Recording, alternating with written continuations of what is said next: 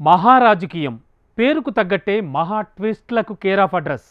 2019లో ఏ పార్టీకి మెజార్టీ రాకపోవడం దగ్గర నుంచి మొన్నటి శివసేన చీలిక వరకు ఓ రాష్ట్ర రాజకీయంలో ఇన్ని ట్విస్టులుంటాయా అని దేశం మొత్తాన్ని ఆశ్చర్యపోయేలా చేసిన రాష్ట్రం. ఇప్పుడు అదే మహారాష్ట్రలో మరో బిగ్ ట్విస్ట్ చోటు చేసుకుంది. అది కూడా ఇలాంటి ట్విస్ట్ కాదు. కమలం పార్టీపై కత్తులు దూయడంలో ఫస్ట్ ప్లేస్లో ఉండే ఎన్సీపీనే రెండుగా చీలిపోయింది. అలా చీలిన మెజార్టీ వర్గం కమలం గూటికి చేరిపోయింది.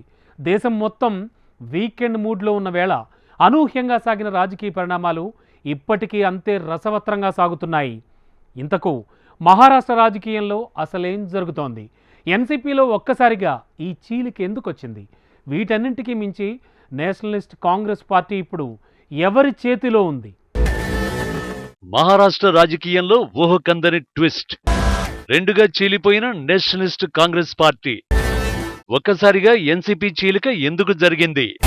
రసవత్తర రాజకీయాలకు పేరుగాంచిన మహారాష్ట్రలో పెను సంచలనం. సరిగ్గా ఏడాది కిందట అధికారం కోల్పోయిన మహావికాస్ అఘాడీకి మరో కుదుపు. ఆ కూటమికి పునాది వేసిన ఎన్సీపీనే రెండుగా చీలిపోయింది. ఉరుములేని పిడుగుల అనూహ్య పరిణామాలు జరిగిపోయాయి. ఆఘమేఘాలపై చోటు చేసుకున్న రాజకీయ మార్పుల విషయానికొస్తే మహారాష్ట్ర ప్రతిపక్ష నేత అజిత్ పవార్ ఆదివారం మధ్యాహ్నం తొలుత పార్టీ ఎమ్మెల్యేలు సీనియర్ నేతలతో దేవగిరిలో సమావేశమయ్యారు. NCP working president Sharad Pawar కుమార్తె సుప్రియా సూలే సైతం ఇందులో పాల్గొన్నారు. ఆమె ఈ భేటీ మధ్యలోంచే వెళ్లిపోవడంతో ఎన్సీపీలో ఏదో జరుగుతోందనే చర్చ మహారాజకీయంలో మొదలైంది. ఆమె వెళ్లిపోయిన తర్వాత అజిత్ సీఎం ఏక్నాథ్ షిండేతో భేటీ అయ్యారు. ఈ పరిణామంతో మహారాజకీయంలో ఏం జరుగుతుందనే దానిపై చిన్న క్లారిటీ వచ్చింది. షిండేతో భేటీ అనంతరం పార్టీ సీనియర్ నేత జగన్ భుజ్బల్ సహా 9 మందితో రాజ్భవన్ కు చేరుకున్నారు. షిండే కూడా అక్కడికి రావడం, ఆ వెంటనే అజిత్ పవార్ తో డిప్యూటీ సీఎం గా గవర్నర్ రమేష్ బైస్ ప్రమాణ స్వీకారం చేయించడం. ఇలా ట్విస్ట్ నిమిషానికి బ్రేకింగ్ న్యూస్ గా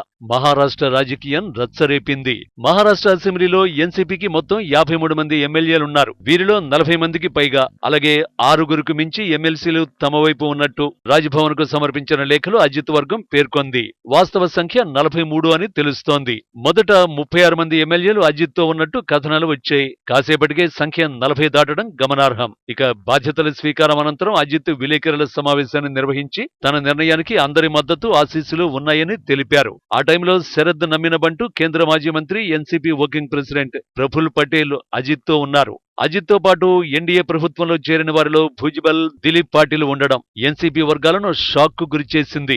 ఈ ఇద్దరు శరద్ పవార్ కు బలమైన మద్దతుదారులు. 1999లో పార్టీ పెట్టినప్పుడు రాష్ట్ర అధ్యక్షుడు భుజ్బలే డిప్యూటీ సీఎంగా శాసనమండలిలో ప్రతిపక్ష నేతగా వ్యవహరించారు. ఇక 7 సార్లు ఎమ్మెల్యే అయిన వాల్సే పాటిల్ స్పీకర్ గా పనిచేశారు. అయితే ఈ ఇద్దరిలో దిలీప్ మొహితే పాటిల్ మళ్లీ శరద్ పవార్ చెంతకే చేరారు. ఆయనతో పాటు మకరంద్ పాటిల్ కూడా తిరిగి శరద్ గూటికి వచ్చేశారు. అజిత్ పవార్ ఎత్తుగడతో తాము ఏకీభవించడం లేదన్నారు. వాస్తవానికి జూన్ నెలతో ఎన్సీపీ ఏర్పడి 24 ఏళ్లు పూర్తయ్యాయి.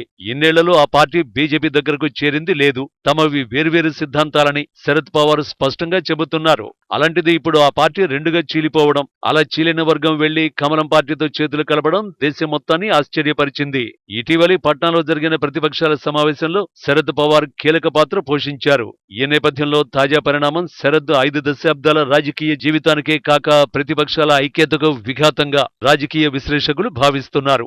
ఈ విషయాన్ని కాస్త పక్కన పెడితే గడిచిన 5 ఏళ్ల ప్రభుత్వ కాలంలో మహారాష్ట్రలో ప్రభుత్వాలు 3 సార్లు ఏర్పడ్డాయి. ఒక విడత రాష్ట్రపతి పాలన దీనికి అదనం. అంతకంటే తమాషా ట్విస్ట్ అజిత్ పవార్ 3 సార్లు డిప్యూటీ సీఎం గా ప్రమాణ స్వీకారం చేయడం. తొలుత ఎవరికీ స్పష్టమైన మెజారిటీ లేక రాష్ట్రపతి పాలన విధించారు. తర్వాత ఎన్సీపీ చీలిక వర్గం మద్దతుతో బీజేపీ అధికారంలోకి వచ్చింది. పదవీ ప్రమాణం చేసిన 80 గంటలకే సర్కారు కూలింది. తర్వాత బీజేపీతో బంధం తెంచుకున్న శివసేన కాంగ్రెస్ ఎన్సీపీలతో కలిసి ప్రభుత్వాన్ని ఏర్పాటు చేసింది. శివసేనలో చీలిక వచ్చి ఏక్నాథ్ షిండే సీఎంగా బీజేపీ మద్దతుతో తర్వాత ప్రభుత్వం ఏర్పడింది.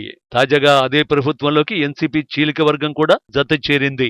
ఎన్సీపీలో మెజారిటీ ఎమ్మెల్యేలు తన వెంట ఉన్నారని ప్రకటించుకున్న అజిత్ పవార్ ప్రభుత్వ జట్టులో చేరి మరోసారి డిప్యూటీ సీఎం అయ్యారు. ఈ మొత్తం పరిణామాన్ని ఏక్నాథ్ షిండే ట్రిపుల్ ఇంజన్ సర్కార్ గా అభివర్ణించారు.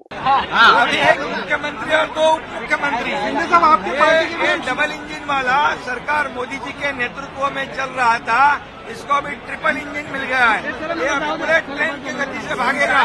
అజిత్ అండ్ టీం బీజేపీలో చేరడం ఒక ఎత్తు అయితే అసలు ట్విస్ట్ మాత్రం ఆ తర్వాత చోటు చేసుకుంది.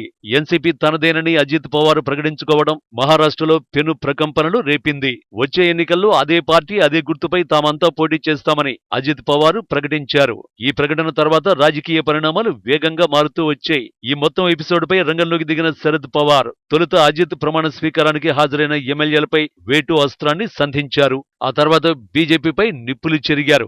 అన్ని ప్రతిపక్ష పార్టీలను బీజేపీ నాశనం చేయడానికి ప్రయత్నిస్తోందని ఆగ్రహం వ్యక్తం చేశారు. సమాజంలో బీజేపీ భయాన్ని సృష్టిస్తోందని మండిపడ్డారు. మహారాష్ట్రలో దేశంలో కులాల పేరుతో మతాల పేరుతో బీజేపీ సమాజంలో చీలికలు తెస్తోందని ఆరోపించారు. త్వరలోనే నేషనలిస్ట్ కాంగ్రెస్ పార్టీని పునర్నిర్మిస్తానని ప్రతిజ్ఞ చేశారు.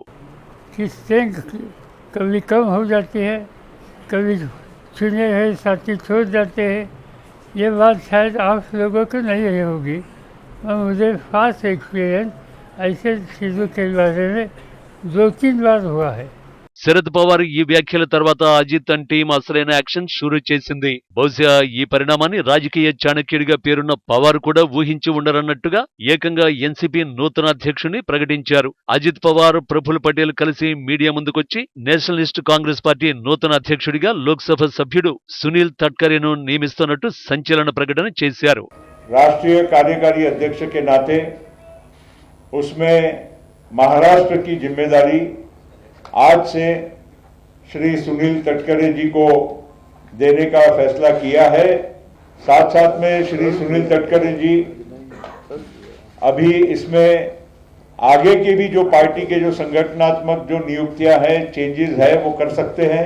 ప్రస్తుతం మహారాష్ట్ర ఎన్సీపీ అధ్యక్షుడిగా ఉన్న జయంత్ పాటిల్ను పదవి నుంచి తొలగించి సునీల్ తట్కరేను రాష్ట్ర పార్టీ చీఫ్ గా నియమించారని ప్రఫుల్ తెలిపారు. జయంత్ పాటిల్ వెంటనే సునీల్ తట్కరేకు బాధ్యతలు అప్పగించాలని, మహారాష్ట్ర నుంచి అన్ని నిర్ణయాలను పూర్తిగా సునీల్ తట్కరే తీసుకుంటారని అన్నారు. అధికారికంగా సునీల్ తట్కరే మహారాష్ట్రకి ఇన్ఛార్జిగా ఉంటారని, ఇకపై అన్ని నియామకాలు, నిర్ణయాలను సునీల్ తట్కరే తీసుకుంటారని అన్నారు. ప్రఫుల్ పటేల్ ఈ ప్రకటన తర్వాత మైక్ అందుకున్న అజిత్ పవార్ ఎన్సీపీ ఎవరిదనే దానిపై మరోసారి కుండ బద్దలు కొట్టేశారు. వచ్చే ఎన్నికల్లో తనతో పాటు బయటకు వచ్చిన ఎమ్మెల్యేలతో కూడా అదే గుర్తుపై పోటీ చేయిస్తానని సంచలన వ్యాఖ్యలు చేశారు.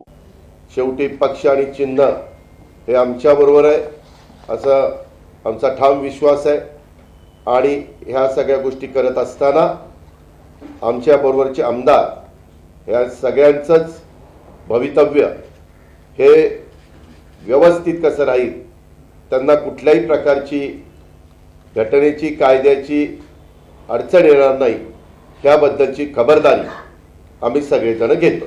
ఇలా ఈ రెండు వర్గాలు ఇప్పుడు ఎన్సీపీ తమదంటే తమదే అంటున్నాయి. అయితే ఎన్సీపీ ఎవరిదనే ప్రశ్నకు ఇప్పుడే సమాధానం చెప్పడం కష్టం అంటున్నారు రాజకీయ విశ్లేషకులు. రాజకీయ పార్టీలు, శాసనసభ పక్షాలు భిన్నమైనవనే విషయాన్ని గుర్తుపెట్టుకోవాలని అంటున్నారు. ప్రస్తుతం శాసనసభ్యుల్లో ఎక్కువ మంది అజిత్ పవార్ వెంట వెళ్లినట్టు కనిపిస్తోందని, ఒకవేళ రానున్న రోజుల్లో మళ్లీ వారు శరద్ పవార్ వైపు వస్తే, అదే సమయంలో అజిత్ పవార్ వెంట వెళ్లిన శాసనసభ్యులు పార్టీ మొత్తం శాసనసభ్యుల్లో 3/2 కంటే తగ్గితే పార్టీ ఫిరాయింపుల చట్టం వర్తిస్తుందని గుర్తు చేస్తున్నారు. కాబట్టి రానున్న రోజుల్లో ఏం జరుగుతుందనేది చాలా కీలకమంటున్నారు. నిజానికి ఎన్సీపీ ఎవరిదనే వ్యవహారం శివసేన మాదిరిగానే సుప్రీంకోర్టు, ఎన్నికల కమిషన్ వరకు వెళ్లాల్సి వస్తుంది. అక్కడే అన్ని లెక్కలు తేలుతాయి కూడా. ఎందుకంటే 53 మంది ఎమ్మెల్యేల్లో 40 మందికి పైగా మద్దతు తనకే ఉందని అజిత్ చెబుతున్నా ఇప్పుడు వారంతా అజిత్ వెంట కనిపించలేదు. దీనికి కారణం కొందరు విదేశాల్లో ఉంటే మరికొందరు అందుబాటులో లేకపోవడం అని చెబుతున్నారు. కానీ అంతమంది మద్దతు నిజమే అయితే వారందరినీ ఏకం చేయకుండా ఎందుకు తొందరపడ్డారనే ప్రశ్నలు కూడా వినిపిస్తాయి.